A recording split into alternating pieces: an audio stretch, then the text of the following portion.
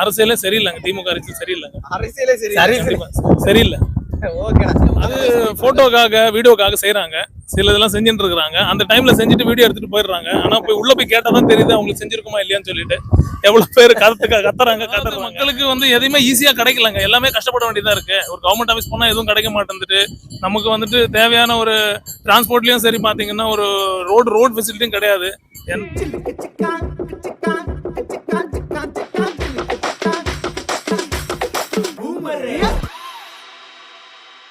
அதனால இப்ப இந்த மாற்றங்கள் வந்து அவங்க சரியா ஆட்சி பண்ணலையா? கண்டிப்பா பண்ணல.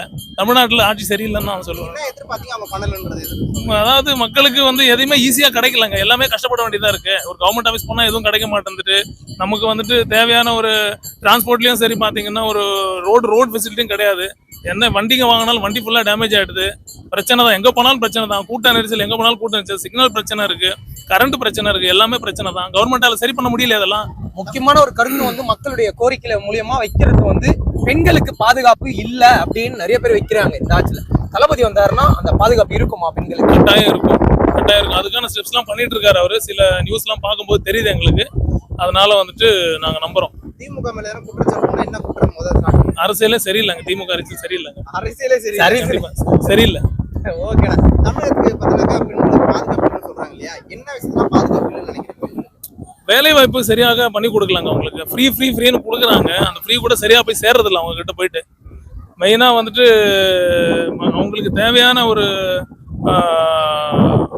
எப்படி சொல்றது, ஆமா அவங்களுக்கு ஒரு எப்படி என்ன கரெக்டான வேர்டு தெரியல எனக்கு.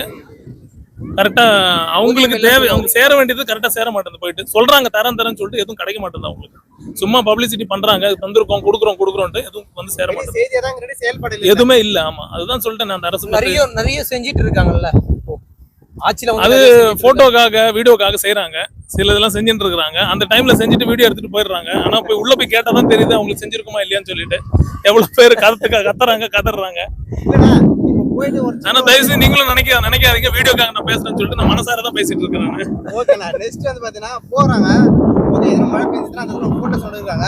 இவங்க தாண்டி வீட்டுக்கு வரதுக்குள்ளே பார்த்தனாக்கா நியூஸ் பேப்பர்ல இருந்து எல்லாம் சரியாச்சுன்னு பதிவு வருது. போட்டோ தான் எடுக்கிறாங்க. நானே கண் கூட பாத்துருக்கேன்.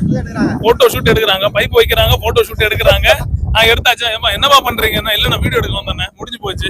பின்னாடி வந்து டிஎம்கே கொடி இருக்குது. அப்படியே புரிஞ்சுக்கலாம் அப்படின்னு 2026க்கு தயவு செஞ்சு நம்ம நல்லவங்களுக்கு ஓட்டு போடுங்க. அதுல விஜய்க்கு போடுங்க நான் சொல்லுவேன் நானு. ஏன்னா அவர் வந்து நல்லது செய்வார் நான் நினைக்கிறேன். புதிய தலைவனை கொண்டு வரணும் அப்படின்னு சொல்லிட்டு உங்களுடைய என்னோட ஓட்டு அவருக்கு கண்டிப்பா இருக்குது. நான் அவருக்கு சப்போர்ட் பண்ணுவேன். லாஸ்டா ஒரு கேள்வினா, இப்ப திமுக செந்தில் பாலாஜி இருக்காரு. அவரை பார்த்தனாக்கா கைது பண்ணிட்டு மணிப்பூர் ரிலீஸ் பண்ணா மறுபடியும் கட்சிக்குள்ள சேர்த்துட்டாங்க. சோ இது ஒரு 2026 பார்த்தனா இது ஒரு எதிர்ப்பு இருக்குமா மக்கள்கிட்ட? கண்டிப்பா எடுப்பாங்க. ஏன்னா நிறைய பேர் மூடி மறைச்சிட்டாங்க. நிறைய விஷயங்கள் உண்மைகள்லாம் நிறைய இருக்கு. அது சில பேர் தெரிஞ்சவங்க வந்துட்டு வெளியில சொல்ல மாட்டேன்றாங்க. இவர் வந்ததுக்கு அப்புறம் கண்டிப்பா எல்லாம் ஒரு வெளியில வெட்ட வெளிச்சம் வருமோ. இவர் செந்தில் பாலாஜி பார்த்தனாக்கா அவர் எவ்வளவு ஊழல் செஞ்சாருன்னு எல்லாம் தெரியும். அது தெரிஞ்சு மறுபடியும் பார்த்தனாக்கா திமுக இணைச்சிருக்காங்க இல்லையா? கட்சி விட்டு தூக்காம அதை பத்தி அது பார்வை அதுதாங்க. அது அரசியல் இது பிரச்சனைங்க. அது அவங்க வந்துட்டு சில விஷயங்கள் வெளியில வராம இருக்கிறதுக்காக அவர் வந்து உள்ள வச்சாங்க. சில பேர் வந்துட்டு சில பேர் மாட்டுவாங்கன்னு சொல்லிட்டு சில செய்திகள்லாம் நம்ம படிக்கிறதுனால இந்த விஷயங்கள் எல்லாம் மூடி மறைச்சிட்டு அவர் ஒன்றும் தெரியாத மாதிரி கூட்டு வந்திருக்காங்க. ஸோ இனிமேல் அவர் மாட்டுவார்.